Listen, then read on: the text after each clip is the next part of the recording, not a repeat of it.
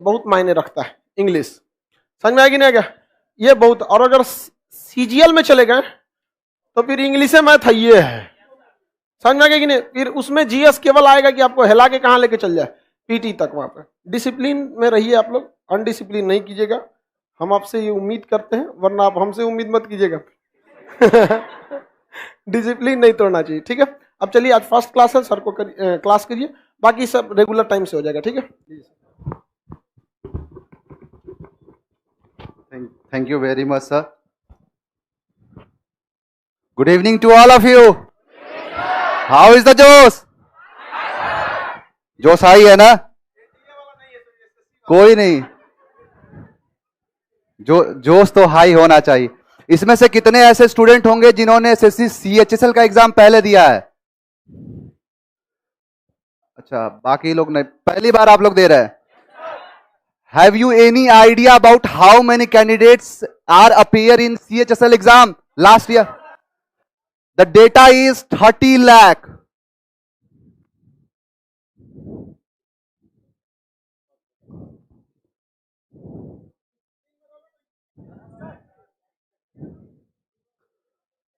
ये चीज मैं आप लोगों को इसलिए बता रहा हूं कि किसी भी चीज को पहले जब हम उसमें जाते हैं तो उसके लेवल को चेक करते हैं। अगर मैं आपसे बताऊं कि सीएचएसएल में जो पिछली बार जो बच्चे अपीयर्ड हुए थे, जिन्होंने फॉर्म दिया भरा था, पता है आपको आइडिया कितना था? आप सोच भी नहीं सकते थे, 30 लाख ऐसे स्टूडेंट थे। आप सोच लो कि इसकी वैकेंसी पता है कितनी है इस बार? इससे ज्यादा ही होंगे, क्योंकि इस बार 10+2 बहुत सारे लड़के कर चुके होंगे और पिछले वाले भी आएंगे। और इसके हिसाब से इस बार जो वैकेंसी बनी है वो टोटल है, अब सोचो, ये है इसका लेवल। अगर आप सोच रहे हैं कि इसमें यहां से निकल के आपको इसमें आना है, तो आप मैथ पढ़ने वाले स्टूडेंट हो, मैथ में काफी एक्सपर्ट होते हो। पता है डेटा कितना निकल के आएगा? कितना निकल के आएगा? 29,95,000। मतलब मैं अगर आपको सबसे पीछे मान रहा हूं, मैं ये समझ रहा हूं कि आप सबसे लास्ट हैं, मतलब एयर में आपका जो ऑल इंडिया रैंक निकल के आ रहा है वो 5,000 आ रहा है, तो आपको 29,95,000 बच्चों को रौंद के आगे निकलना पड़ेगा, तब जाके एक सीट मिलेगी आपको। मैं फर्स्ट नहीं मान रहा हूं, एयर 1 नहीं मान रहा हूं, मैं ये मान रहा हूं कि आप पीछे से सबसे आखिरी हो, लेकिन फिर भी आपको कितने लोगों को हराना है? 29,95,000 बच्चों को, तब जाके एक सीट मिलेगी। अब आप अपने अंदर देखो कि आपके अंदर वो टैलेंट है कि इतने बच्चों को मैं हरा सकता हूं। और टैलेंट किस तरीके से दिखाता है, कुछ क्वेश्चन लेके आया हूं आपके सामने, उस क्वेश्चन को देख के और तब समझ में आएगा कि कैसे होता है, कैसे हमें सिलेक्शन लिया जाता है। अब कुछ चीजें मैं आपको दिखाना चाहूंगा। पहले अपने आप को एकदम कंफर्टेबल जोन में रख लो और चीजों को बहुत आसान बना के समझ में आने लगेंगी। सबसे पहले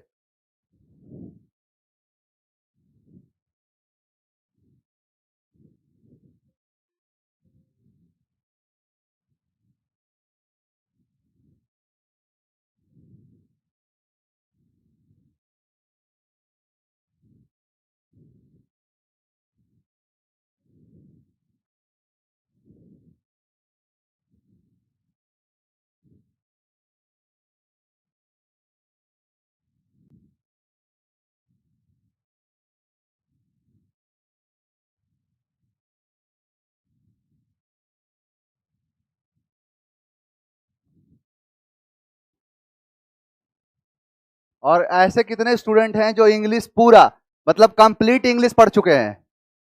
ऐसे कितने स्टूडेंट्स हैं? मतलब सब आप लोग अभी नए हो? कोई नहीं, सर का कहना है कि खाली मेमोरी में डाउनलोडिंग बहुत तेज होता है ना? अब देखो कुछ चीजें मैं आपको बता रहा हूं, सबसे पहले समझना। अगर मैं बात करूं कि आपका जो सिलेबस है, सिलेबस निकाल लेना। सबसे पहले आप समझो कि क्या चीजें आपको पढ़ना जरूरी है, किस तरीके से पढ़ना जरूरी है, उसके बारे में बीच बीच में हम चर्चा करेंगे, देखेंगे। अब जैसे मैं अगर बताऊं कि 60% जो वेटेज है वो होता है ग्रामर का, है ना? और 40% अगर मैं मान लूं तो 40% वोकैबुलरी का है। और जैसे जैसे लेवल बढ़ता जा रहा है, लेवल बढ़ रहा है तो पता है क्या कर रहा है? यहां से कम कर रहा है और यहां से बढ़ाता जा रहा है। किसी भी एग्जाम का ले लो, है कि नहीं? मैं जो भी बोलूंगा, जो आप वास्तविकता चीजें यहां पर देखोगे कि वास्तविकता चल रहा है यहां पे। अब जैसे मैं अगर कुछ क्वेश्चन देखना चाहूं, देखना सारे क्वेश्चन। अब ये क्वेश्चन देखो ध्यान से। SSC graduate level tier 1 exam 2012 में क्वेश्चन पूछा। क्वेश्चन क्या है? महमूद का सिनोनिम्स पूछ दिया। एग्जाम में यही आता है, सिनोनिम्स पक्का ही पक्का पूछेगा। तो इसका सिनोनिम्स पूछ दिया। आप लोगों में से कितने ऐसे बच्चे हो जिनका आंसर जानते हैं? सिर्फ हाथ खड़ा कर दो। ये देख लो, इतने बच्चे हैं। और आप सभी ने सीएचएसएल का फॉर्म डाला है, सभी लोग फॉर्म डाले हो। आप यहीं से नीचे आना शुरू हो गए।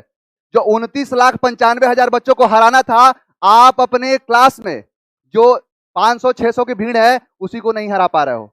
अब ये सारे वर्ड, बहुत सारे ऐसे वर्ड हैं, अगर नहीं आ रहा है, बहुत सारे देख लो, कोई ऐसा वर्ड नहीं है जो एग्जाम का ना हो, खुद से नहीं तैयार किया हुआ है। ये अभी दिखाता हूं कैसे आता है, कॉन्फिडेंस अंदर से कैसे आता है।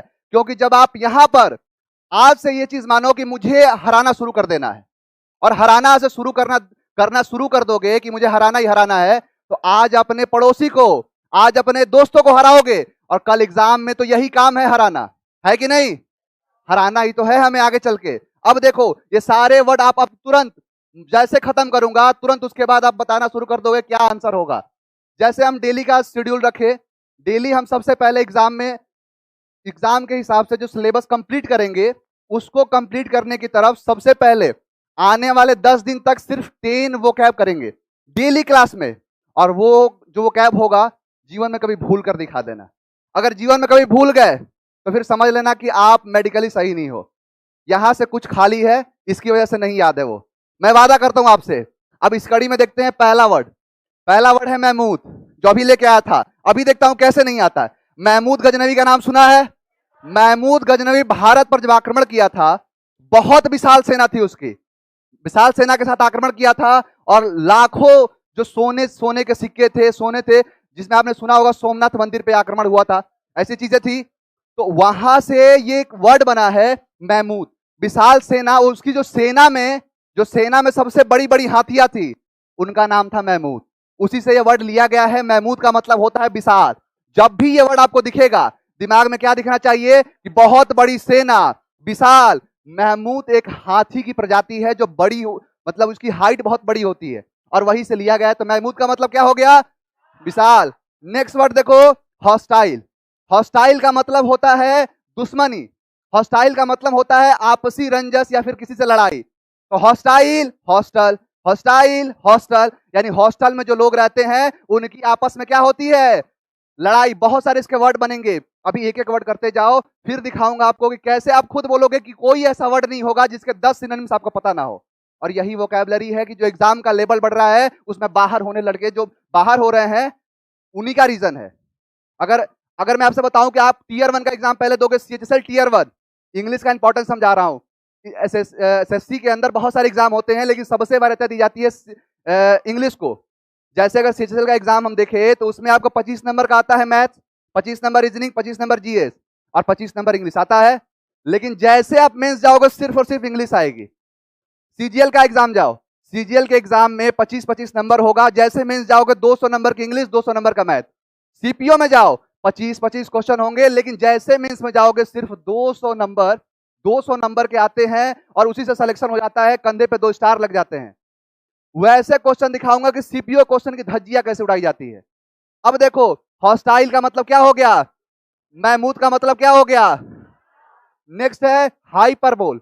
हाइपरबोल का मतलब होता है बढ़ा चढ़ा के बोलना। किसी चीज को बहुत ग्रैंडिलोक्वेंट है, मैग्निलोक्वेंट है, और किसी चीज को बहुत बढ़ा चढ़ा के बोल रहा है, उसे बोलते हैं हाइपरबोल। अब वर्ड में खुद लिखा है कि हाइपरबोल, हाइपरबोल। कोई 2 दोस्त हैं, 2 दोस्त में से क्या होता है बोलने वाले? बढ़ा बढ़ा के बोल, बढ़ा बढ़ा के बोल। क्या करते हैं? हाइपर बोल। क्या करो? हाइपर बोल, मतलब बढ़ा बढ़ा के बोल। बहुत ऊंची ऊंची बात, मेरे चाचा विधायक है, मेरे फूफा सांसद हैं, ये है, क्या कर रहा है? हाइपर बोल रहा है। तो हाइपर बोल क्या हो गया? बढ़ा चढ़ा के बोल। नेक्स्ट वर्ड है मेटिकुलस। मेटिकुलस इतना इंपॉर्टेंट वर्ड है कि एनडीए ने इतनी बार पूछा है कि यहां लिखूंगा तो बोर्ड भर जाएगा। सीएचएसएल ने इतनी बार पूछा है, सीपीओ ने इतनी बार पूछा है कि उसको लिखने की जगह तक नहीं है। मेटिकुलस का मतलब होता है सावधान, सतर्क, केयरफुल। किसी चीज से आप क्या हो, सावधान हो, सतर्क हो, मेटिकुलस होता है। तो मेटिकुलस का मतलब क्या होता है, सावधान या सतर्क। मेटिकुलस मिट्टी का कलश, मेटिकुलस मिट्टी का कलश, यानी कि मिट्टी का कलश होता है, उसे सावधानी से सतर्कता पूर्ण रखा जाता है, तो उसे बोलते हैं मेटिकुलस। मेटिकुलस का मतलब क्या हो गया, सावधानी से, सतर्कता से। डाइलेट, डाइलेट का मतलब होता है फैल जाना, डाइलेट का मतलब होता है एक्सपैंड हो जाना, किसी चीज में स्ट्रेच हो जाने को बोलते हैं डाइलेट। तो डाई को लेट तक लगा के रखोगे तो क्या हो जाएगा, लगा के रखोगे डाई तो हो जाएगा डाइलेट। तो डाइलेट का मतलब क्या हो गया, फैल जाना। अब देखो नेक्स्ट वर्ड क्या है, एवराइस। एवराइस का मतलब होता है लालची, ग्रीडी। तो एवराइस अब वारिस, एवराइस अब वारिस। अब के जो वारिस हो रहे हैं लालची हो रहे हैं। मैं ये जो भी करा रहा हूं इनका वास्तविक जीवन से कोई संबंध नहीं है, मेरा सीधा सा इंटेंशन है आपको याद कराना, किसी भी तरीके से याद करा दूंगा। एवराइस का मतलब क्या हो गया, लालची। अगर ये वर्ड दिखेगा तो इसका मतलब क्या होगा, लालची। अवराइस अब वारिस, अब वारिस कैसे हो रहे हैं, लालची हो रहे हैं। नेक्स्ट वर्ड है आपका पेंसिव। पेंसिव का मतलब होता है विचार मग्न हो जाना, कॉन्टेम्पलेट हो जाना, किसी चीज नॉस्टैल्जिक चीजों के बारे में सोचने लगना, उसे बोलते हैं पेंसिव, विचार मग्न।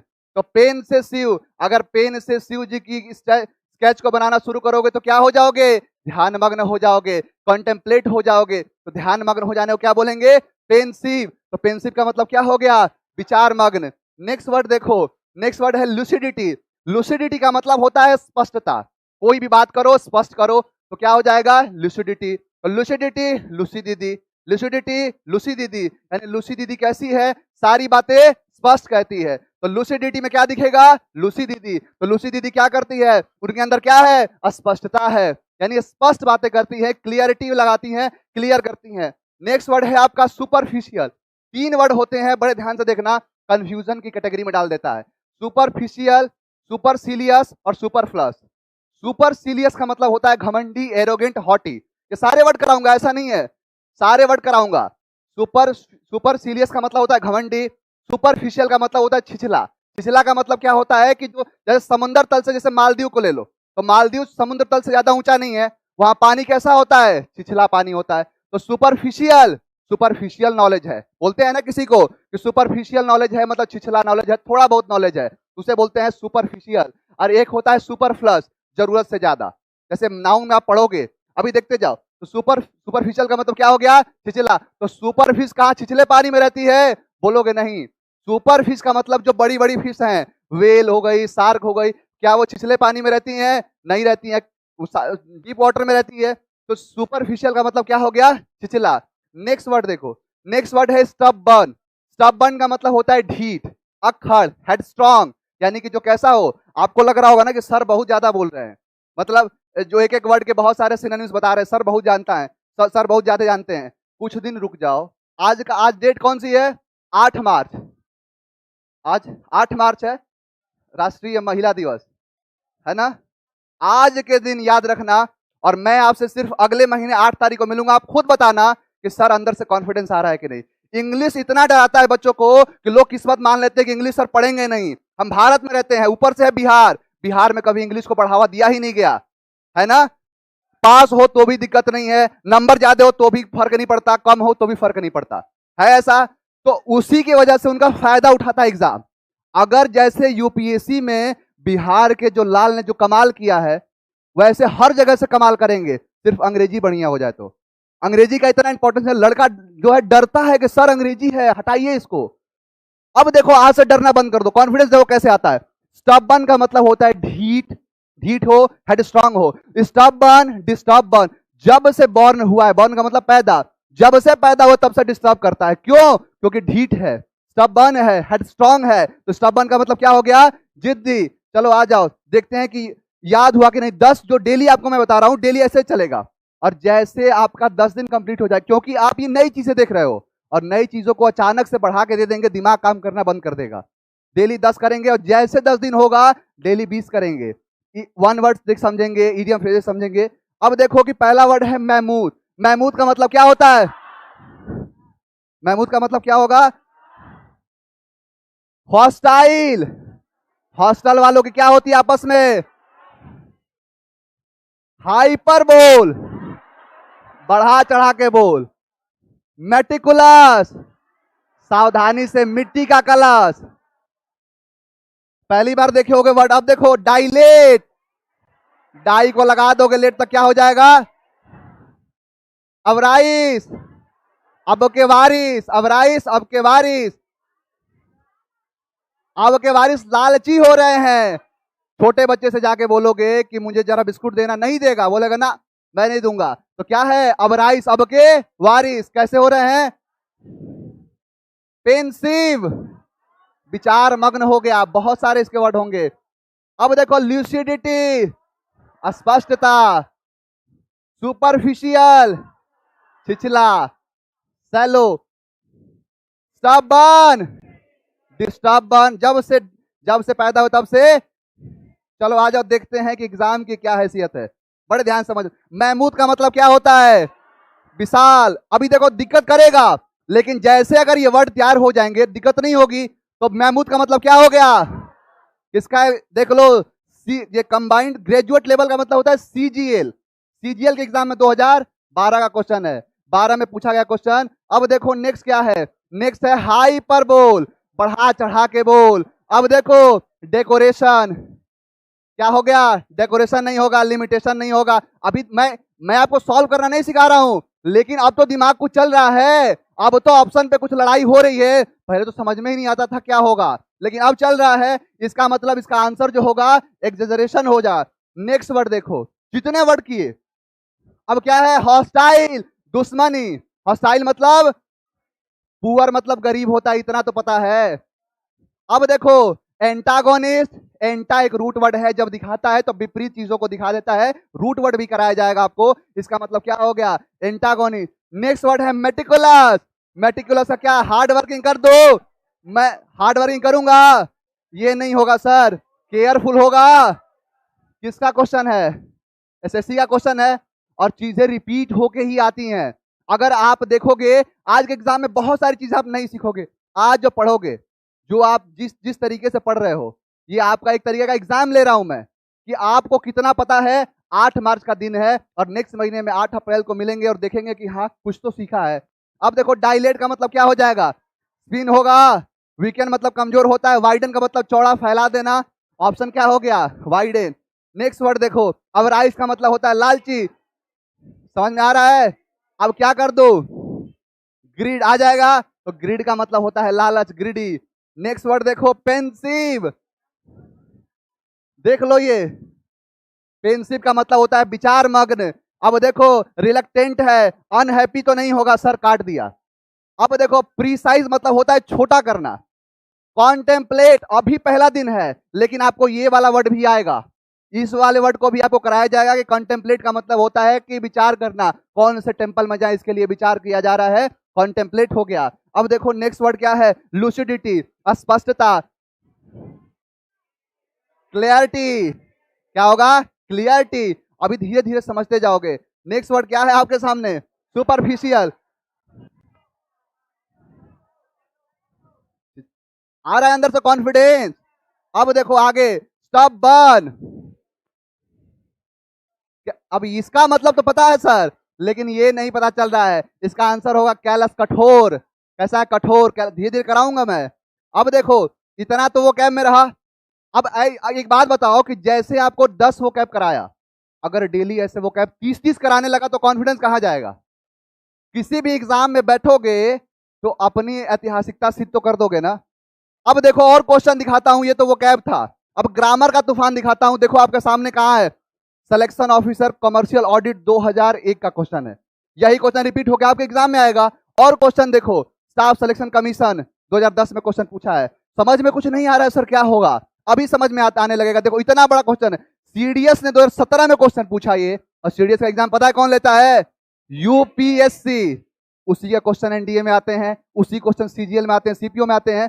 ऐसे क्वेश्चन समझ में नहीं। इतना बड़ा क्वेश्चन पूछ दिया लड़कों को डराने के। लड़के पहले देखेंगे कितना बड़ा क्वेश्चन स्क्रीन पे दिख गया तो इसको आगे आगे बढ़ जाते हैं, नहीं होगा हमसे, पहले मान लेते हैं। और ये याद रखना कि जितने बड़े क्वेश्चन होंगे वो इतने आसानी से सॉल्व हो जाएंगे। यस और नो? मैथ्स पढ़ा है आपने, मैथ्स में जितना कठिन क्वेश्चन का लैंग्वेज होता है उतना आसानी से सॉल्व हो जाएगा। क्योंकि आपको एग्जाम में जो क्वेश्चन मिला होता है उसके साथ लड़ाई करने के लिए नहीं, उसको आराम से सॉल्व करने के लिए होता है कि नहीं? सबसे बड़ी बात यह है कि अगर आप 2 सब्जेक्ट हैं, एक है आपका इंग्लिश और एक है जीएस। ये आपके नंबर के साथ साथ आपको टाइम भी देता है। अगर आपको टाइम मिल जाएगा, मैथ्स में प्रॉब्लम क्या आती है, क्वेश्चन तो सॉल्व हो जाएगा बट उसके लिए टाइम कम पड़ जाता है। अगर थोड़ा टाइम मुझे मिल जाता तो सर मैथ का ये क्वेश्चन कर लेता, अगर मुझे मिल जाता तो रीजनिंग का ये क्वेश्चन कर लेता। इंग्लिश में या तो आता है नहीं तो नहीं आता है, रूल कुछ नहीं होता है, या तो फैक्ट होता है या कॉन्सेप्ट होता है। फैक्ट का मतलब होता है वोकैबुलरी और कॉन्सेप्ट का मतलब होता है जो बताऊंगा कैसे होगा। इतने इतने सारे क्वेश्चन है। देख लो सीडीएस का एग्जाम, ये देखो सीजीएल 2014 का क्वेश्चन है, ये है ग्रेजुएट लेवल का मतलब सीजीएल ही होता है, 2013 क्वेश्चन है। बहुत सारे ऐसे क्वेश्चन है। अब देखते हैं कि क्वेश्चन कैसे होगा। सर क्वेश्चन तो हमारे पास भी बहुत है, बहुत देखे हैं क्वेश्चन, लेकिन मेन है अप्रोच क्या होगा। अब मैं आपके सामने दो वर्ड लिख रहा हूं, बड़े ध्यान से समझना। मैंने लिखा यहां पर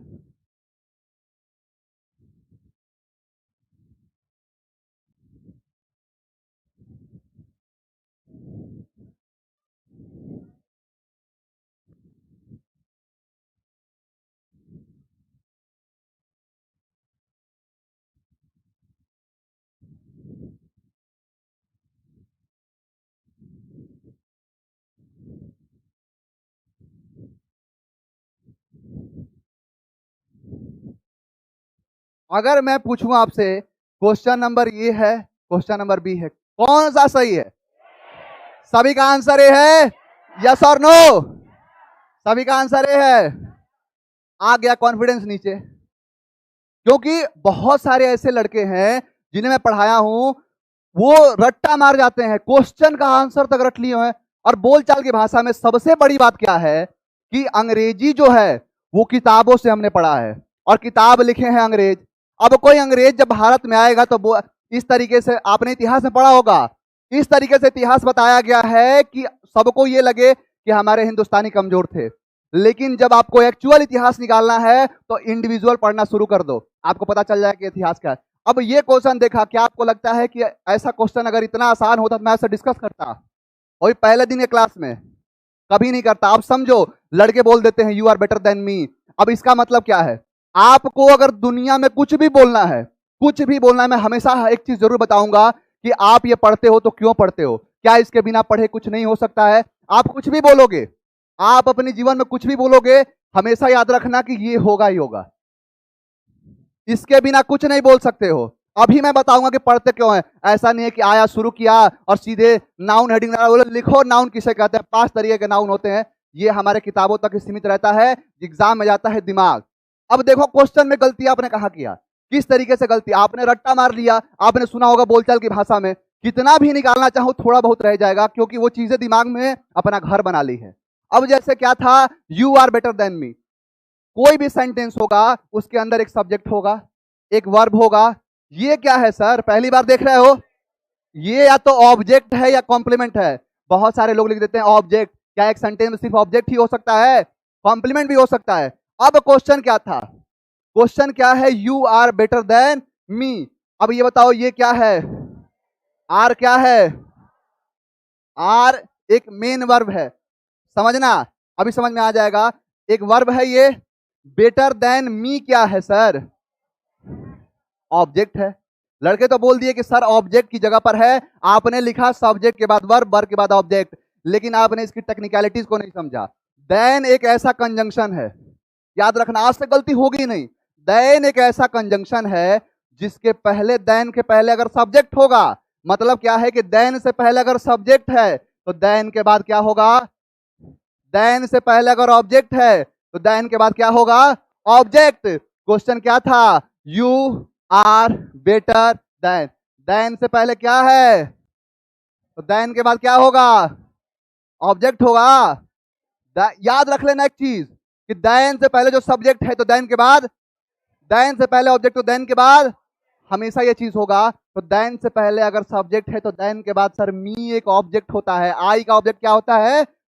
सारी चीजें बताऊंगा कि देन किससे पहले सब्जेक्ट है तो देन के बाद ऑब्जेक्ट होगा, देन के पहले सब्जेक्ट है तो देन के बाद क्या होगा? सब्जेक्ट होगा। तो क्या हो जाएगा?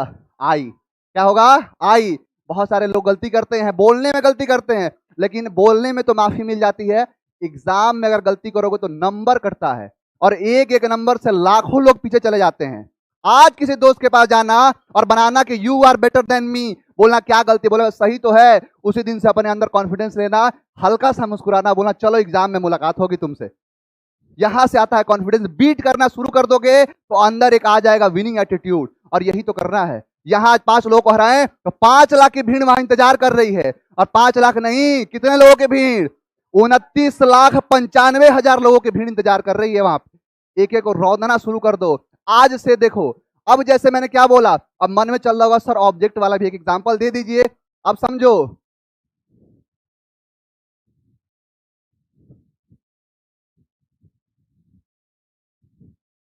अब बताओ आई कर दूं या मी कर दूं। अब समझो ये क्या है, देन, देन है, ये है सब्जेक्ट, ये है वर्ब, ये मी क्या है, ऑब्जेक्ट है ना। तो देन से पहले सब्जेक्ट तो देन के बाद, देन से पहले ऑब्जेक्ट तो देन के बाद, तो इसलिए क्या होगा, देन से पहले ये है। समझ में आया, ये होता है कॉन्फिडेंस। और दिखाता हूं आपको एग्जाम। सबसे पहले ये समझना है कि क्या चीज ऐसा पढ़ ले। जैसे आप लोग भी इस बात से सहमत होंगे कि कोई एक व्यक्ति है जो 5 सालों से तैयारी कर रहा है, 5 साल लग गए, पटना में आके, दिल्ली में जाके 5 सालों से पढ़ाई किया जा रहा है, और एक चुपके से आया और 5 महीने में तैयारी करके उससे आगे निकल गया। कुछ तो राज होगी, कुछ तो उसने इससे बेहतर किया होगा।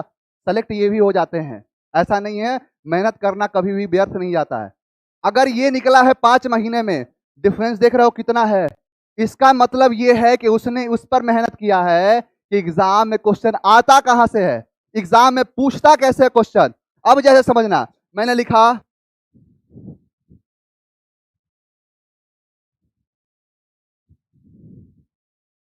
अ टीम ऑफ प्लेयर,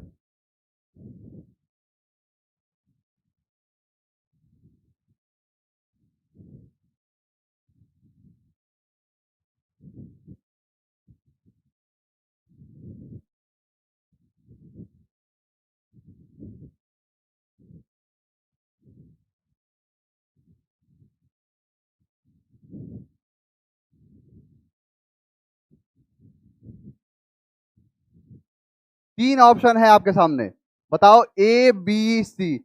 अगर मैं बोलना चाहूं, आराम से, अगर मैं बोलना चाहूं तो ए में कितने लोग मुझे सपोर्ट कर देंगे, ए में, और बी में, और सी में। मतलब इस क्लास में अब देख लो, अगर ये सभी लोग एग्जाम में गए होते, एग्जाम में बैठे होते, तो सबका आंसर तो सही नहीं होता। कुछ ही लोग हैं, क्योंकि या तो आंसर जो ए सही है, या बी सही है, या सी सही है, राइट।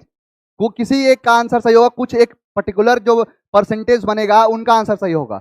अब ये जो क्वेश्चन है किताबों में नहीं आपको समझ में आएगा, अभी तक नहीं समझ पाए होंगे। अब ये जो क्वेश्चन आपके सामने लिखा गया है, इसमें एक चीज आपको बोलूंगा और हमेशा सत्य हो जाएगा। उससे पहले, इसको समझाने से पहले एक चीज से आपको गुजारता हूं, याद रखना कि अगर सब्जेक्ट है, अगर सब्जेक्ट है तो वर्ब भी उसके हिसाब से लगेगा। यस और नो। ये बताओ, ही सिंगुलर की प्लूरल, तो सिंगुलर वर्ब इज होता है या आर होता है। तो देखो सिद्ध किया कि ही सिंगुलर है तो वर्ब भी, सब्जेक्ट सिंगुलर तो वर्ब, सब्जेक्ट प्लूरल तो वर्ब, राइट। सभी साथ हैं मेरे, यानी कि सब्जेक्ट सिंगुलर होगा तो वर्ब सिंगुलर लगाएंगे, सब्जेक्ट प्लूरल होगा तो वर्ब प्लूरल लगाएंगे। इतना तो सहमत है सभी लोग। अब देखो, याद रखना कि अगर अपनी आंखों से, अगर आंखों में कोई दिक्कत नहीं है, अगर साफ दिखाई दे रहा है, तो अपनी आंखों से अगर आपको प्रेपोजिशन दिख जाए, अगर प्रेपोजिशन दिख गया, तो उसके बाद हमेशा याद रखना ऑब्जेक्टिव केस आता है। क्या आएगा, धीरे धीरे सब्जेक्ट ऑब्जेक्ट समझ में आने लगेगा। अभी क्लास शुरू कहां किया हूं, अभी तो दिखा रहा हूं। ये सारी क्वेश्चन जो आपके सामने लेके आया हूं, एग्जाम में क्वेश्चन है, एग्जाम में क्वेश्चन अभी तुरंत लेके आऊंगा, और देखना कैसे उस तरीके को जो क्वेश्चन है उनको चंद सेकंड में कैसे सॉल्व करते हो। अब देखो, ऑफ क्या है, ऑफ एक प्रेपोजिशन है। अगर इतना नहीं जानते हो, प्रेपोजिशन भी तो पढ़ाऊंगा।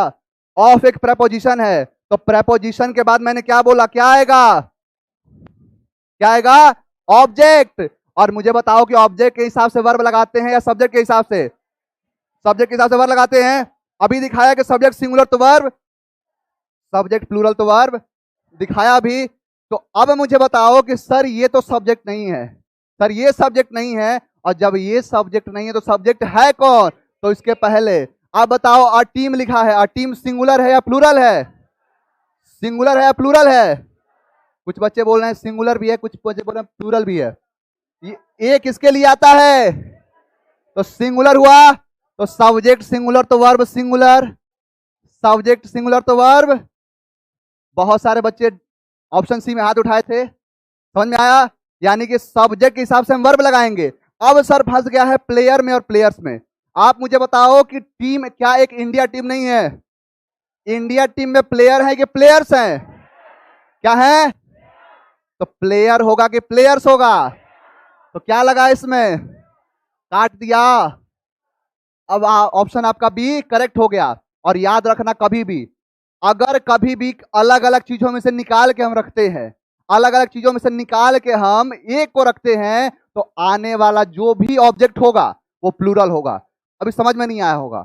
जैसे जैसे समझो कि अगर एक ये पूरी क्लास है, इस क्लास में इस तरीके से बच्चे बैठे हुए, बहुत सारे बच्चे हैं इस क्लास में। अब मैंने क्या किया कि अब एक क्लास में स्टूडेंट है कि स्टूडेंट्स हैं? स्टूडेंट्स हैं। अब स्टूडेंट्स में तो देखो एक को निकाल रहा हूं, एक को निकाल के यहां रख दिया। तो अब बताओ स्टूडेंट में से आए कि स्टूडेंट्स में से आए? स्टूडेंट्स में से आए। मतलब एक क्लास में का एक क्लास थी, उसके अंदर बहुत सारे स्टूडेंट्स थे, उसमें से एक को निकाला, तो स्टूडेंट्स में से एक को निकाला। समझ में आ गया? अब देखो कि ये जो क्वेश्चन कराया आपको, ये तो समझ में आ गया क्यों सही हुआ क्यों गलत हुआ। ये पार्ट है कलेक्टिव नाउन का। जब कलेक्टिव नाउन पढ़ाऊंगा तो उसके बारे में डिटेल चर्चा करेंगे। लेकिन अब सोचो कि अगर आपका एग्जाम कल होता, अगर एग्जाम कल होता, आज ही इंग्लिश पहली बार पढ़ते, तो वो चीज बता रहा हूं कि आप सेकंड्स में, 1 घंटे के अंदर किस तरीके से आप बहुत सारे क्वेश्चन सॉल्व करने लगो। हमारे पास तो अभी बहुत महीना पड़ा है, महीना में हम तूफान मचा देंगे यहां पर। अगर याद रखना, आपसे ऑन कैमरा, देखो कैमरा सामने लगा है, आप लोगों के सामने कमिटमेंट करता हूं, अगर मेरे साथ कदम से कदम मिला के चल दिए तो इंग्लिश को आपका गुलाम बना दूंगा। वादा है आपसे। अगर इंग्लिश की वजह से पीछे जो हो रहे थे अभी तक, उनसे आपको आजादी मिल जाएगी, मैं वादा करता हूं आपसे। और नहीं तो देखो सामने आके वादा कर रहा हूं, कैमरे के अंदर नहीं। नहीं तो अगर वादे नहीं निभा पाया तो पकड़ लोगे, सर इधर आइए, इधर आइए, कैसे बोलते हैं हमारे पीके सर, आइए खोपचे में। तो आप क्या बोलोगे कि आइए सर इधर, आपने वादा किया था। तो ऑन कैमरा वादा करता हूं, रिकॉर्ड हो रहा है कि आपको इंग्लिश इस तरीके खेलना सीख जाओ। खेलते कैसे हैं अभी देखो, कैसे खेलना सिखाता हूं। अब जैसे मैंने बताया कि अगर कल एग्जाम होता, कल आपका एग्जाम होता, तो कल एग्जाम में किस तरीके से आप पढ़ के आते, एक रात पढ़ के आते, 1 घंटे में आपको सिखा रहा हूं। अब मुझे एक बात बताओ कि मुझे एक सीनरी बनानी है। क्या एक पेड़ लिया और बताओ सीनरी बन गया? बन गया सीनरी? नहीं बना। सीनरी का सर मतलब है कि यहां से झरना निकलेगा, यहां नदी निकलेगी, इधर इधर से कुछ पहाड़ जैसा कुछ चीज होगा, यहां से सूरज दिखेगा, है ना? ऐसा कुछ होगा। मतलब एक कंप्लीट एक चीज है जिसको हम देख नहीं पाते हैं। अब मैं बोलूं कि देखो ये सीनरी, क्या है? ये पेड़। मैं देखो ये सीनरी, क्या है? ये पहाड़। मैं देखो ये है सीनरी। मतलब क्या है? किसी इंडिविजुअल चीज को हम नहीं कह सकते, लेकिन एक कंप्लीट ग्रुप को हम सीनरी कहेंगे। एक सीन से बना होता है सीनरी। अब मुझे बताओ कि इसको देख पा रहे हो क्या? नहीं देख पा रहे हो? दूसरा एग्जांपल लो, आप यहां से निकलना, नाला रोड है इधर, वहां फर्नीचर की दुकान है, दुकान पे जाना और बोलना भैया मुझे फर्नीचर दो। अब फर्नीचर पूछोगे तो क्या वो आपको क्या देगा? कुछ नहीं देगा। अब बोलो फर्नीचर कहोगे किसे? क्या एक चेयर को लेके या बोलोगे ये फर्नीचर है?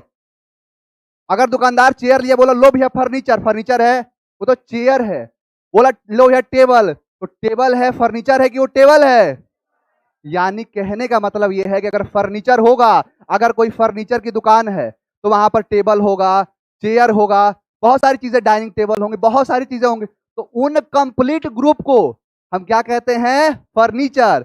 अगर एक सीन बना है तो सीन में सूरज दिखेगा, पहाड़ दिखेगा, पर्वत दिखेगा, यानी उन सारे ग्रुप को हम बोलेंगे सीनरी। तो अब बताओ कि कभी थॉट प्लूरल हो सकता है? क्या कभी किसी सीनरी को प्लूरल बना सकते हैं? किताबों में लिखता है कि सीनरी को कभी प्लूरल नहीं बनाते हैं, इसके पहले आर्टिकल नहीं लगाते हैं। क्या ये लिखना सही है? रूल रट लिया, बचपन से रूल रट लिए, क्या कोई फायदा मिला? अब बताया जो कि क्या क्यों नहीं बन सकता है सर? फर्नीचर का फर्नीचर क्यों नहीं बना सकते? क्योंकि वो एक थॉट है, एक कॉन्सेप्ट है, और कॉन्सेप्ट दिखता नहीं है, इसलिए उसे ऑब्जेक्ट नाउन कहते हैं। ऑब्जेक्ट नाउन का कभी भी प्लूरल नहीं बनाया जाता है। समझ में आया? तो दो चीज आपको लिखवाया, सीनरी और फर्नीचर। क्या लिखवाया? सीनरी और फर्नीचर। अब देखते हैं किसे एक और चीज एग्जाम में, जैसे मैं इसलिए बता रहा हूं कि आपका कल एग्जाम होगा तो कैसे पढ़ के आते। अब आपने कंपाउंड नाउन पढ़ा होगा, केमिस्ट्री में भी कंपाउंड पढ़ा है, मिक्सचर करते हैं। तो कंपाउंड नाउन ये कहता है कि दो या दो से अधिक शब्दों में हम बनाते हैं लगा के, जब प्लूरल बनाते हैं तो किस तरीके से? प्लूरल बनाने का तरीका होता है कि नाउन में आप लगा दिए एस और ई एस, क्या बन गया? प्लूरल। आपने वर्ब में लगा दिया एस और ई एस, क्या बन गया? सिंगुलर। ये सारी चीजें सिद्ध करूंगा, आज नहीं सिद्ध हो सकती है, धीरे धीरे जब पढ़ाना शुरू करूंगा तो सिद्ध करूंगा सब कुछ। नाउन में एस और एस लगा दिया, क्या बन गया? ये प्लूरल बन गया। तो एस और एस लगा के हम प्लूरल बनाते हैं किसी चीज का। जैसे मैंने लिखा बॉय, बॉय में एस लगा दिया, क्या बन गया? प्लूरल। तो ठीक वैसे ही कंपाउंड नाउन को सर प्लूरल कैसे बनाते हैं? तो कंपाउंड नाउन के अंदर दो तीन कंसेप्ट आते हैं। जैसे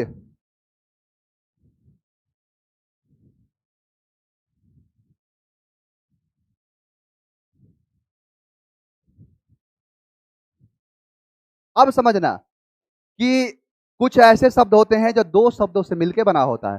दो शब्दों से जो मिलके बना होता है उसको हम प्लूरल कैसे बनाते हैं? जैसे मैंने लिखा बॉयफ्रेंड, तो बॉयफ्रेंड में किसमें प्लूरल लगाएंगे? किसके साथ लगाएंगे?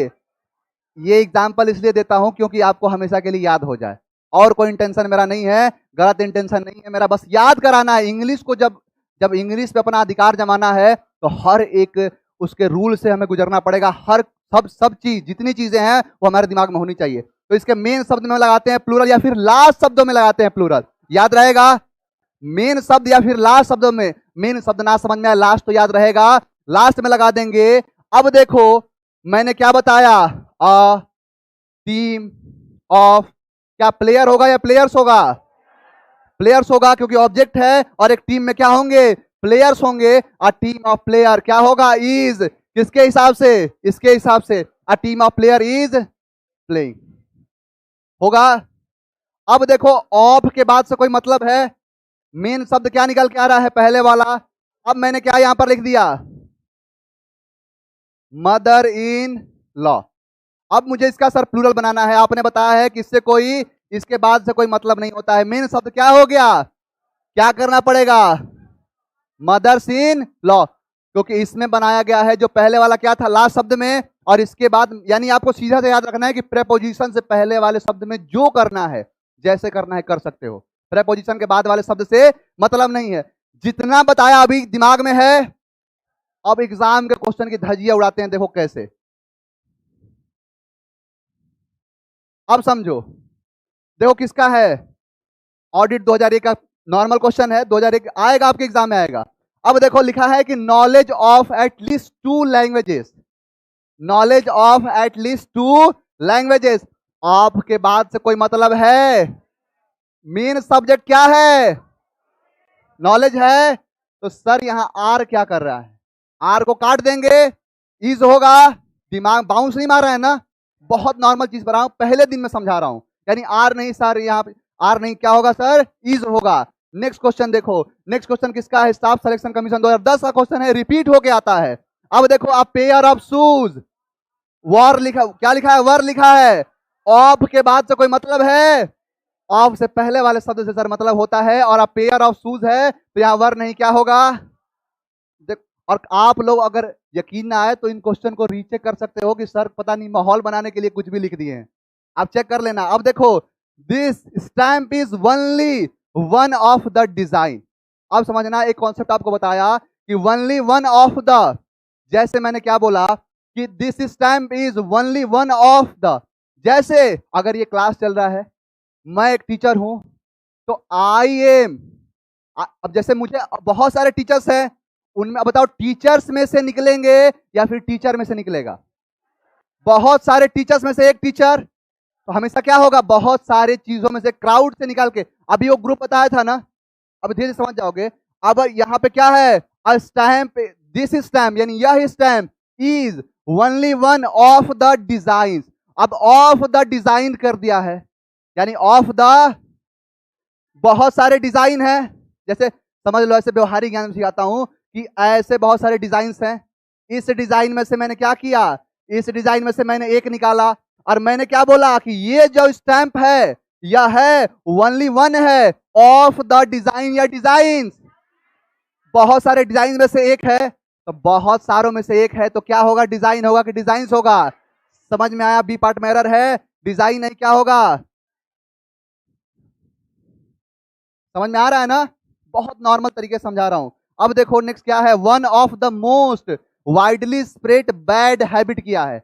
अब जैसे कोरोना, एक बात बताओ कि कोरोना भी एक तरह का डिजीज है, वायरस डिजीज है, तो क्या कोरोना बहुत सारे डिजीजों में से है या डिजीज में से है, बहुत सारे। जैसे अब क्या लिखा है, one of the most widely spread, घबराना नहीं है, वाइडली का मतलब होता है कि बहुत बहुत दूर तक फैलने वाला वाइडली स्प्रेड है, यानी कि पैंडेमिक एपिडेमिक जो होता है।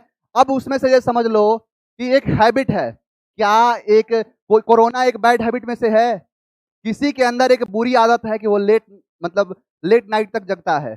तो एक बात बताओ कि सिर्फ वही एक बुरी आदत होती है, क्या बुरी आदतों में से एक है, तो बुरी आदतों में से जब एक है तो हैबिट होगा कि हैबिट्स होगा।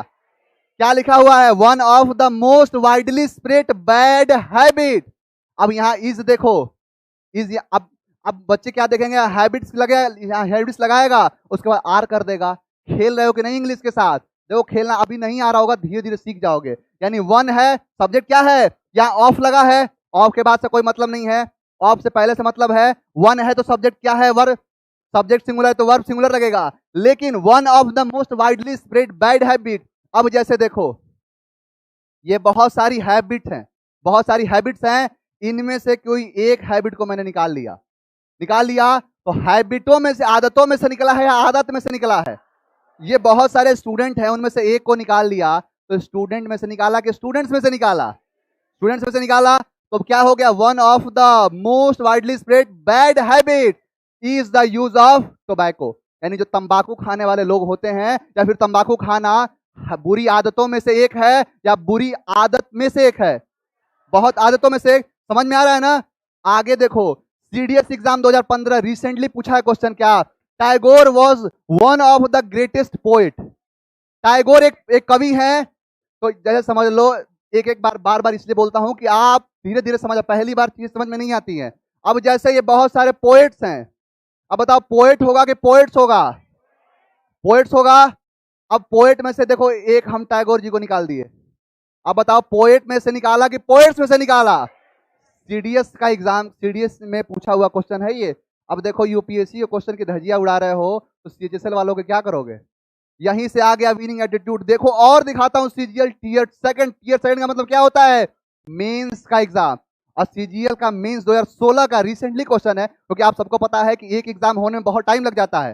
प्री के बाद मेंस का क्वेश्चन है, क्या है, वन ऑफ माई फ्रेंड। अब मुझे बताओ कि आप लोगों के दोस्त हैं कि दोस्त बहुत सारे हैं। अब किसी दोस्त का नाम है राम, किसी का श्याम, मोहन, अलग अलग नाम है, उसमें से किसी एक दोस्त को निकाला, तो बताओ फ्रेंड में से निकाला कि फ्रेंड्स में से निकाला। सीजीएल का क्वेश्चन है ना, बच्चे सब्जेक्ट वर्ब एग्रीमेंट पढ़ते जाते हैं, कुछ नहीं क्वेश्चन बनता है। समझ में आया क्वेश्चन। अब देखता हूं और देखो, सीजीएल और है एसएससी सीपीओ, मेंस का क्वेश्चन है। मतलब क्या है कि अगर मेंस में 200 नंबर की इंग्लिश आती है, अगर वो इंग्लिश कर दिए तो कंधे पे 2 स्टार लग जाएंगे, दिल्ली पुलिस के अंदर सब इंस्पेक्टर बन जाओगे। एसआई का है, मेंस है ये। मेन क्वेश्चन क्या पूछा, देखो इतना बड़ा क्वेश्चन पूछ दिया, economics is one of the. अब बताओ सब्जेक्ट होगा कि सब्जेक्ट्स होगा, क्योंकि इकोनॉमिक्स सब्जेक्ट बनी अलग अलग विषयों में से। आ रहा है अंदर से कॉन्फिडेंस, कोई मिले तो उसके साथ डिस्कस करे। यानी सीपीओ मेंस का क्वेश्चन 2018 का है, ऐसा नहीं कि बहुत पहले, मतलब एंशिएंट हो गया है, बहुत पुराना है। अब देखो, tackle is one of the broadest and deepest. बहुत सारे, जैसे आप अंग्रेजी में noun, pronoun, adjective, verb, adverb अलग अलग पढ़ते हो, अब वैसे ही क्या बोल रहा है, सब्जेक्ट दे दिया। बहुत सारे सब्जेक्ट हैं, उनमें से कोई एक subject tackle is one of the broadest and deepest. Subject होगा या सब्जेक्ट्स होगा। एक कॉन्सेप्ट पढ़ा है, देखो सारे एक ही क्वेश्चन आ रहे हैं रिपीट होके। मेंस 2017 16 का किए तो 17 का देख लिए। आगे देखो, सीजीएल टीयर 2 2016 क्वेश्चन क्या है, मदर इन, क्यों? क्योंकि सर प्रेपोजिशन से कोई हमें मतलब नहीं होता है, प्रेपोजिशन से पहले वाले शब्द को मेन शब्द कहते हैं, और इसके हिसाब से मदर में क्या लगाते हैं? एस लगाते हैं, इसलिए मदर इन लॉज नहीं होगा, क्या होगा? मदर्स इन लॉ होगा। Option number A is absolutely correct. CGL tier 1 2017 my sister in laws कर दिया, देख रहे हो? माई सिस्टर इन लॉज, तो क्या होगा? अब देखो सीजीएल सीजीएल टीयर 1 2017 क्वेश्चन है, माई सिस्टर इन लॉज हो गया है, यानी क्या होगा ये? अब देखो ये इन्वेस्टिगेशन ग्रेड 4 का क्वेश्चन है क्या, कि दिस मिसोजिनिस्ट हेट ऑल, देख रहे हो? अब मजाक लग रहा है कि नहीं क्वेश्चन? यही क्वेश्चन था, अगर ऐसे दे देता आपको पीडीएफ में हालत खराब हो जाती। Mister Gupta invited all her daughter इन लॉ होगा कि डॉटर्स इन लॉ होगा? अब देखो नेक्स्ट क्या है, she invited all her daughter in, the contents of the room consisted of a carpet and new furniture का फर्नीचर्स नहीं होता है, सीनरी का सीनरीज नहीं होता है, सर आप तो बता दिए सी। अब देखो इतना बड़ा क्वेश्चन है किसका, ग्रेड 4 2006 का क्वेश्चन पूछा है, the item I like most were rosewood carving and the, कितना बड़ा है, कुछ नहीं देखना है, आप पढ़ो क्वेश्चन, देख लिया सर फर्नीचर का फर्नीचर होगा ही नहीं, दिमाग में चला गया, ऑप्शन क्या कर दिए, सही कर दिए। अब ठीक क्या है, फ्लैट विथ कुछ नहीं दिख रहा है सर, इतना बड़ा क्वेश्चन है, क्या नहीं होगा? अब क्या है, द फर्नीचर, सर कितना, एक ही क्वेश्चन इतना, एनडीए वालों को पढ़ाता हूं, बोलते हैं सर मजाक चल रहा है, एनडीए और सीडीएस क्वेश्चन की धजिया उड़ाते हैं क्योंकि उनका 1 महीने से ज्यादा का टाइम हो गया है। अब देखो वी गॉट एक्सीलेंट क्या लिखा है, अब मैं क्वेश्चन सॉल्व कर रहा हूं, आप खेल रहे हो इंग्लिश के साथ, और ऐसा नहीं है कि ये अपने मन से मैं एक ही के साथ छाप दिया क्वेश्चन, कैसे बनाओ पीपीटी बना के लगा दो सब में। अब क्या है, in India hill station usually है ब्यूटीफुल, क्योंकि सीनरी को कभी देख नहीं सकते, कॉन्सेप्ट होता है, फर्नीचर का फर्नीचर नहीं होता है, सीनरी का सीनरीज नहीं होता है, द पेंटिंग ऑफ नेचुरल, समझ में आ रहा है?